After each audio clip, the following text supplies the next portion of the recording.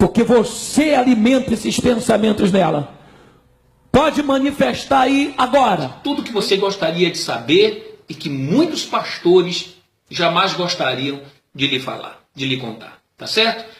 Antes, primeiro, deixa eu me apresentar para vocês que não me conhecem ainda. Eu sou Nathan Silva, sou um ex-bispo da Igreja Universal do Reino de Deus. Nos vídeos aqui no canal, você vai acompanhar relatos de tudo que eu vi e vivi nos bastidores desta instituição por onde eu estive durante 20 anos. O meu objetivo? Esclarecer muitas dúvidas que você tem, responder muitas perguntas que lhe acompanham ao longo aí de muitos anos. Hoje eu quero falar sobre a fogueira santa de Israel, que de santa não tem nada, porque por detrás dela se esconde a pior das intenções.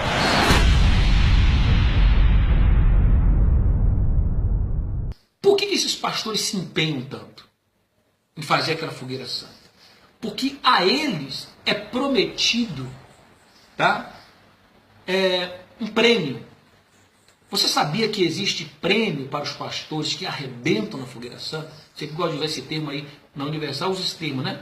Vai arrebentar.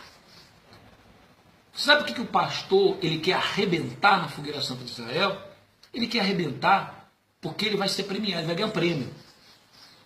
Então, por exemplo, se ele arrebentar na fogueira santa de Israel, o que vai acontecer com ele? Ele vai ganhar um carro, a igreja vai dar um carro a ele. Se ele já tem um carro, a igreja vai trocar o carro dele. Certo? Se ele arrebentar, ele vai ganhar de prêmio mais um salário de mês. Então, se ele ganha X, ele vai ganhar mais um outro X de prêmio, porque ele arrebentou. Então, ele ganha outro salário. Tá certo? Tá bom? E você ganha o quê? Você ganha o quê? Então é assim que funciona a fogueira santa de Israel. E tem um outro detalhe que muitas pessoas não sabem. Você já viu urubu na carniça? Pois é. É assim que ficam as esposas de bispos e pastores na sede do Estado, quando se arrecadam as ofertas e as coisas doadas na fogueira santa de Israel. Algumas esposas eram escaladas, geralmente as esposas dos pastores regionais, para naquele dia da fogueira santa ajudar a contar as ofertas na sede. E ali, o que acontece? Começavam entre elas umas disputas. Uma disputa, tá? Para ver quem ficava com o quê. Então, uma determinada esposa ali, geralmente a esposa do líder do Estado, do bispo do Estado, colocava um determinado valor, certo? O valor que ela queria. Então, um exemplo, se um anel valesse 5 mil reais, uma aliança valesse 5 mil reais, então ela dizia, não, aqui, leva aqui por 200 reais. Então, se aquela esposa era amiga dela, então, essa ela levava de graça. Tá certo? Quer dizer, aquilo que o povo deu com sacrifício, depois era disputado, igual urubu na carniça, ficavam ali, sabe, separando e dizendo, isso aqui é meu, isso aqui eu quero, esse relógio eu quero, essa pulseira eu quero, esse brinco eu quero, era colocado separado, fazia-se o pacote. Aí juntava um pacote todo de uma coisa que valia, por exemplo, 20, 30 mil reais de doações, tá, em joias, e ela dava ali qualquer 500 reais e estava tudo certo. E quantas situações depois houveram de obreiros que viram algo que ele doou no pescoço, no braço de uma esposa de pastor ou de bispo. Eu conheço muitos bispos, tá?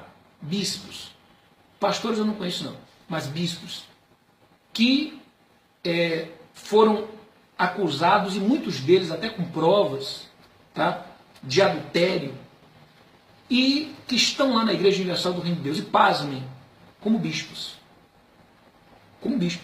Eu conheço bispo que está lá, que ele foi tirado, melhor, ele foi comprovado, tá? Que ele adulterou, mas esse bispo, ele era muito amigo, tá? É até hoje, tá? Do bispo que cuidava, ou que cuida até hoje, não sei, do Brasil. Mas aí não é só questão de amizade, não. A gente para pensar até que ponto não é rabo preso. Até que ponto não existe algum tipo de negócios escusos entre eles e que um diz, olha, se eu sair, se me tirar, eu denuncio. Se me tirar, eu falo do negócio que nós temos sujo. Porque é uma coisa que a gente não entende. Como é que muitos são tirados, pastores, coitados, que quando alguma denúncia é feita contra eles, são tirados imediatamente. E não só são tirados, mas são colocados em pé na reunião de pastores e bispos, para ele confessar ali o que ele fez diante de todos os pastores e bispos. Então, meu caro, dito pelo mudito, você vai procurar trabalho. Vai procurar trabalho. Você entendeu? Você entendeu, rapaz? Então, pode sair. Quem é o regional dele? Que ele está em Paulista. Desce lá agora com ele, tira e desliga ele, bota na ficha. Então, eles fazem isso. Uns, eles superprotegem. E outros, eles, sabe, tiram e ainda denigrem a imagem. Então acontece isso sim na Igreja Universal do Reino de Deus. Não é o que pode ou o que não pode. É quem pode e quem não pode. Na minha época, eu como bispo da igreja, eu tinha 6 mil reais de salário, tá? E mais 6 mil reais de comissões de jornais. Eu tinha 1.500 reais de comissão por semana, tá? Porque eram 5 mil jornais que eu passava, eu tinha 30%, tá, daqueles jornais, então somei que você vai ver, cada jornal era R$1 na minha época, certo? Então, 12 mil. Então, se você está mal, está com deficiência, está passando por um problema, está enfermo, precisa de um recurso para um medicamento, precisa de uma internação, precisa de um equipamento para um familiar seu, e que para mantê-lo ali, digamos, respirando, ou enfim, a igreja, uma vez você sendo membro da igreja, ela deve prestar esse assistencialismo. As ofertas são para isso. Tudo bem, volta a falar, pagar luz, pagar água, comprar uma cadeira, certo?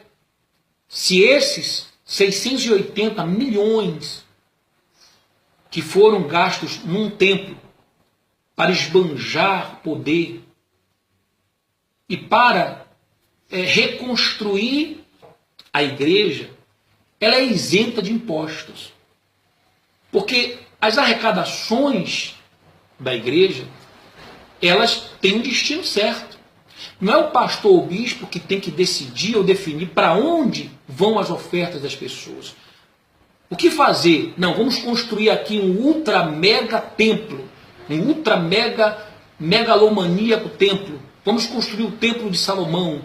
Vamos construir catedrais luxuosas com suítes de luxo.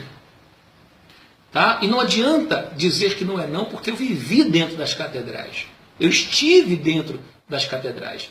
E eu sei que todas as catedrais, elas dispõem de uma suíte de luxo exclusiva do Bispo Macedo. Você sabia disso? Por exemplo, aqui no estado da Bahia, onde eu passei a maior parte do meu ministério, principalmente como bispo da igreja, ali tem uma suíte, tem um elevador que leva até um determinado andar onde tem o escritório do bispo do estado, e você seguindo esse elevador para um andar superior, aquele andar é exclusivo do Bispo Macedo. Ali tem uma suíte, com banheira de hidromassagem, tá? O interior é todo ali de mármore, todo ele importado, tá certo? Mármores e granito, tudo importado. Enfim, tudo de alto luxo, tá? E fica fechado a maior parte do tempo. Só é usado pelo Bispo Macedo quando ele vem.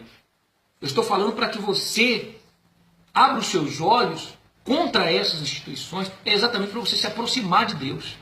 É exatamente para que você tenha sua salvação. Deixe de ser uma pessoa que foque só no material, cuide mais do seu espiritual, da sua salvação, da sua alma. Sabe por quê?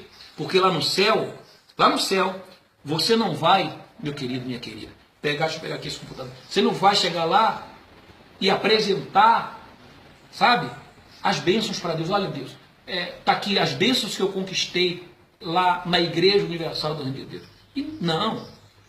Lá as bênçãos, as suas conquistas servem para quê? Para quê no que diz respeito à sua salvação? Para nada. Então, você vem aqui no altar do sacrifício pegar o envelope. Por favor, quem quiser pode vir agora. Em nome do Senhor Jesus. Suba por aqui, por favor. Olha, não vem ninguém. Sabe por que não vem ninguém? Porque ninguém se levantou. Ninguém se levantou. Se levantar um de vocês, o outro vai vir também. Isso aí, Maria vai com as outras, sabia?